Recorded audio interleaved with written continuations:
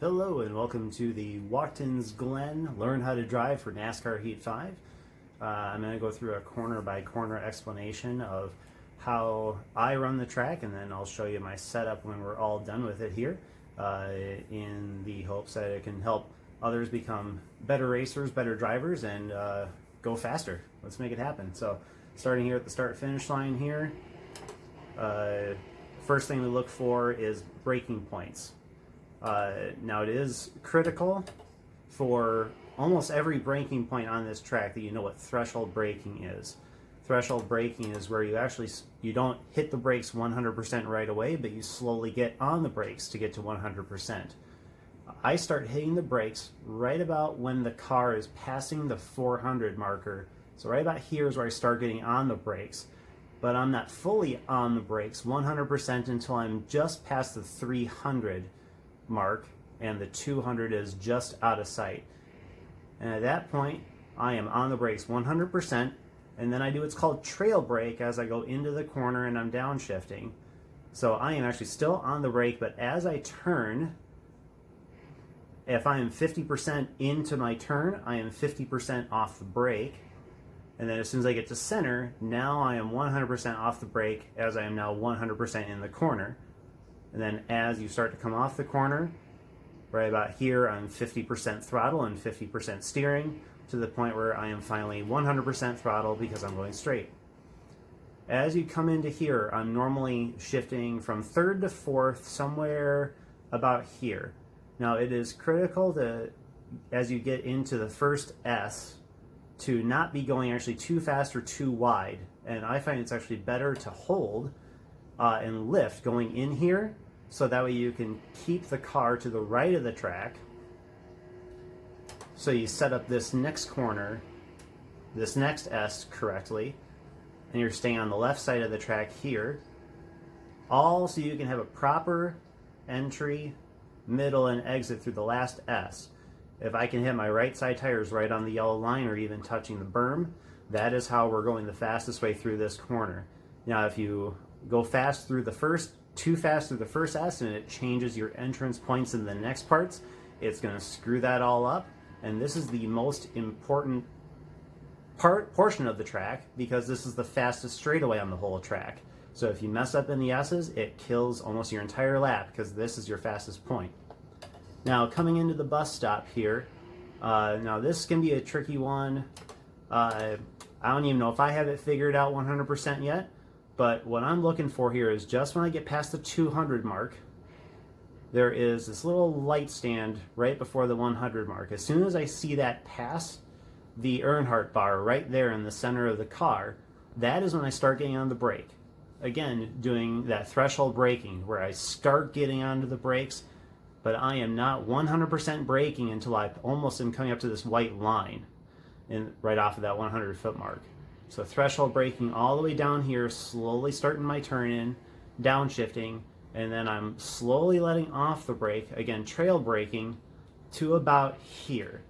And the trail braking is going to help not upset the weight of the car, because going through this corner it is very easy for the car to have a bunch of weight transfer front to rear, which is going to lighten up the rear end of the car, causing a bunch of people to get loose and head off toward that wall. If you're watching this video, chances are you've hit that wall, or you've overcorrected and hit that one. So as we go through here, you'll enter in here with a pretty good head of steam here when it's hit right, and we'll be in third gear if you're using my setup. You can come in here, and it really kind of varies just on how you came through the bus stop.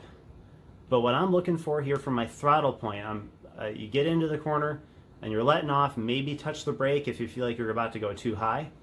But what I'm looking at is the outside wall. There's a point where the white concrete ends.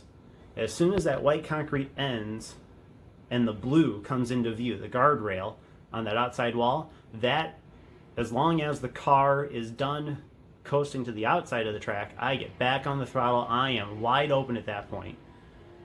Cutting back down here, and the car will end up where it wants to end up. Ideally, I like to have my left side tires just touch the berm. If I find myself a little high, then it's perfectly fine to use the outside of the berm here, go on to, I guess you could call it the apron, and let it come all the way out. and that'll set up into here. What I found with this next braking zone is that it is very finicky. Start hitting the brakes too early and you'll end up hitting the inside wall. Start hitting the brakes too late and you'll go flying off the track over there. What I found works best is I start again doing that threshold braking as soon as my right side door is right about here, right where the guardrail starts going out at the entrance to the corner. And again, getting on the brakes harder to the point where right about my rear bumper is past that dotted white line on the track. Now I am full on 100% braking, and then slowly letting off, trail braking all the way to the entrance here. And then it is also again critical when you have the corners before the straightaways are the most important ones. So you may have a great head of steam and be flying off this direction when you go through this corner, but if that kills your entrance into the last corner, it does you no favors whatsoever. So keep it from going over there too far unless you're trying to pass somebody or do something goofy. But get back to the left side of the track as quickly as possible. My next braking zone is right again where this white concrete ends on the left-hand side. As soon as that goes out of my sight, I am again threshold braking, downshift into second gear, and then mid-apex this, again trail braking. So now I'm finally getting back on the throttle. I'm off the brake, back on the throttle, and heading towards there. So let's go ahead and try a flying lap and see how this turns out here for us. And this setup I think works really well over the course of a long run. As you can see, I've done quite a few laps and my tires are at 50%. I'm doing 2 times wear, and my goal is I'll still be able to run a mid-minute 6. See right there, I'm talking and I messed myself up. I went too fast through that first S, but I think we're alright. As long as I can hit this last S coming off the bottom here, straight here. Coming up, I'm looking for that 100 marker, brakes, threshold, slowly letting off the brake. Perfect. Hit right here, lift. This is good. Looking for that white marker to end. There we go. Now I'm wide open throttle. I went a little slow here. So the next lap, I'm not going to talk. But here I'm looking for that right side door to hit the edge right. Now brake. And again, I'm more focused on making sure I get to the center of that corner so I can set up this last corner properly rather than trying to make sure that one is good. Here we go. So let's see if I can still run a mid-6 even with 50% tire wear.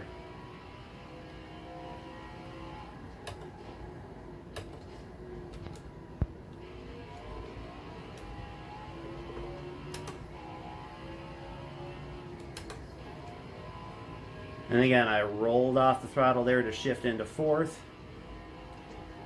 just to make sure I can get this last corner set up well.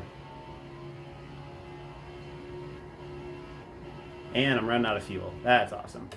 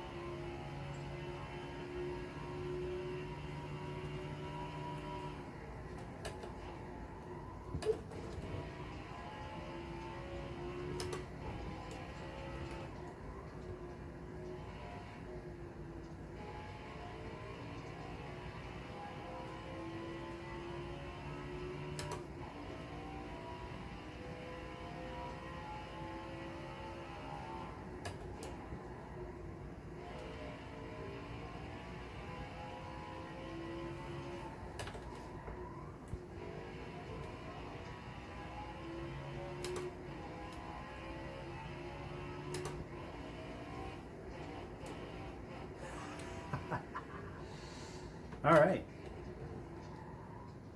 So even just about running out of fuel here when we were coming across the line there, ran a 106.5. Not bad for 21 laps on those tires here. So now we'll go ahead and go to the setup page so you can see what the setup looks like there. And you can see the other previous lap times too that were being run. Let's see here, including the pit stop and everything like that. And go ahead and do your screenshot or whatever you'd like to do here to figure out what the settings are. I do find one thing that I played around with most was this gearing. Being when I made the second and third gear a little taller, it does drastically change how upset the car gets when you downshift, going from fourth to third and third to second. So it doesn't want to lock up the tires so much. Thank you for my review of Watkins Glen. I hope you enjoyed this video. Let me know if there's any other track that you would like me to do a corner by corner examination on and see if we can help out your lap times and make better racing for all of us.